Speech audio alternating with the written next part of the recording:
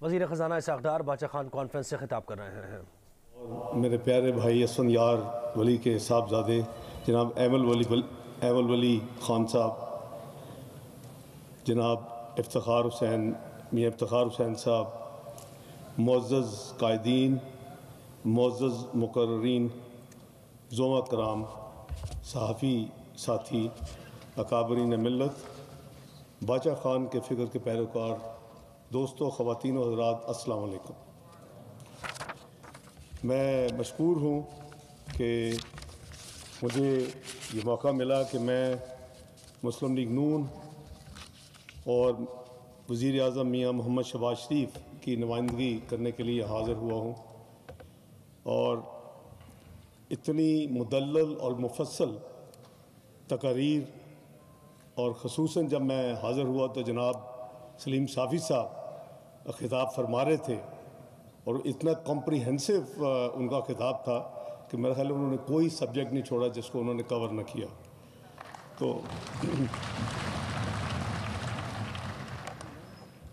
جناب باچا خان صاحب کا خاندان ایک نظریاتی فکر کے تسلسل کا نام ہے، کنٹینیوٹی کا نام ہے۔ یہ نظریاتی جد و جہد ہمیشہ جاری و ساری ہے، اور ہم نے دیکھا کہ ان کی نسل در نسل جناب خان عبدالولی خان صاحب، جناب اسفندیار ولی صاحب، جناب ایمل ولی خان صاحب، یہ سب اسی جد و جہد کی ایک کڑی ہیں، اور ان کے ساتھی، ان کے دوست، ان کے رفاقہ کار، ان کا نظریہ جو ہے وہ عدم تشدد کا وہ بہت ہی کلیئر ایک نظریہ ہے، اور جو قابل تعریف ہے۔ کئی اختلاف رائے ہوتے ہیں، لیکن اس کے باوجود جو باچا خان صاحب نے جو خدمات کیں اور ان کے جذبہ آزادی، حریت، فکر اور اصلاحی تحریک اور اس کے اثرات سے کوئی بھی انکار نہیں کر سکتا۔ میں پوری قوم کی طرف سے جناب گریٹ لیڈر باچا خان عظیم بزرگ کی خدمات کو سلام پیش کرتا ہوں۔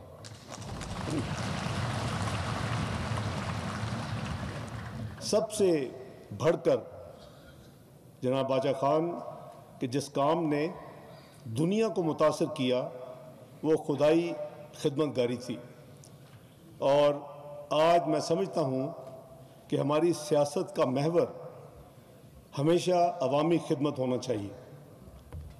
باچا خان افغانستان کی تباہی کا پیش خواہ بنانے والے حالات پر نہ صرف دل گرفتہ تھے، بلکہ انہوں نے جہار قوتوں کو راہ راست پر لانے کی ہر ممکن سیاسی کوشش کی۔ یہ ایک تاریخ کا حصہ ہے اور اس کو کوئی جھٹلا نہیں سکتا۔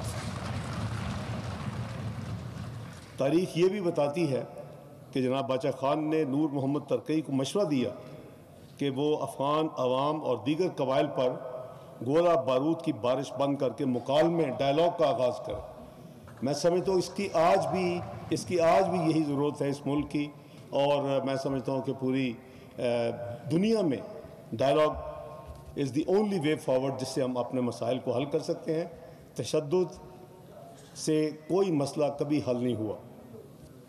کتنا اچھا ہوتا اگر گروہی اور مفاداتی تعصبات کو بالائے طاق رکھ کر عدم تشدد کے تصور کی آبیاری کی جاتی، اور یہ خطہ امن، خوشحالی، تعلیم اور ترقی سے فیضیاب ہو چکا ہوتا۔ باچا خان کی تعلیمات مقامی سطح پر تیار جو ایشیا کے استعمال کی جو ترغیب ہے، وہ بھی میں سمجھتا ہوں اس کا کچھ ایک ٹچ جناب ایمل ولی خان صاحب نے بھی دیا۔ مجھے بہت خوشی ہوئی، لیکن میں ان کے جو پوائنٹس ہیں اس کا عرض کروں گا۔ لیکن جناب باچا خان کا بھی یہی تھا کہ ہمیں لوکل جو پروڈیوس ہے، ڈومیسٹک، اس کو استعمال کرنا چاہیے۔ اس میں بہت وزڈم ہے۔ اگر پاکستان اس وقت اس پر سختی سے عمل کرے تو میں آپ کو ایشور کرتا ہوں کہ پاکستان کے جو کرائسس ہیں، جس کی 2 سے زیادہ معزز مقررین نے ذکر کیا، اس پہ بڑی آسانی سے قابو پایا جا سکتا ہے۔ We need a national resolve to solve this problem. So میں سمجھتا ہوں کہ یہ ایک ایسی ان کی لانگ ٹرم ویژن تھی کہ انہوں نے اس کا بھی پرچار کیا کہ ہم بجائے امپورٹڈ اور دوسرے ممالک کی چیزوں کو استعمال کرنے کے ہماری کوشش ہونی چاہیے کہ اپنے ملک میں جو اشیاء بنتی ہے اس کو استعمال کریں. ہم سب جانتے ہیں کہ دہشت گردی آج کے دور کا سب سے بڑا چیلنج ہے. اس ناسور نے ہمارے قومی وجود کو لہو لہان کیا.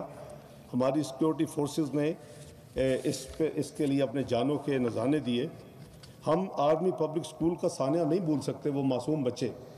مجھے یاد ہے کہ میں میاں نواز شریف صاحب کے ساتھ جب یہ واقعہ ہوا تو فوری ہم وہاں گئے. پھر اگلے دن پھر آپ کو یاد ہوگا کہ ایک اس کے نتیجے میں ایک پروسیس ہوا اور تمام جو پولیٹیکل پارٹیز تھیں, ماضی کا جو امیجیٹ جو وزیر اعظم ہے عمران خان, وہ بھی اس میں شامل تھا, اور ایک نیشنل ایکشن پلان بنایا گیا.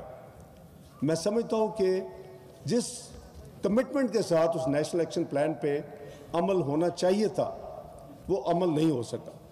اس کا نتیجہ کیا تھا کہ پاکستان جو بڑی مشکل سے 2013 میں فاٹف کے ورچوئل بلیک سے گرے میں آیا, 2014 میں, پھر 2015 میں وائٹ ہوا, وہ چند سالوں میں اس نیشنل ایکشن پلان پر مکمل عمل درآمد نہ کرنے کی وجہ سے دوبارہ گرے میں چلا گیا.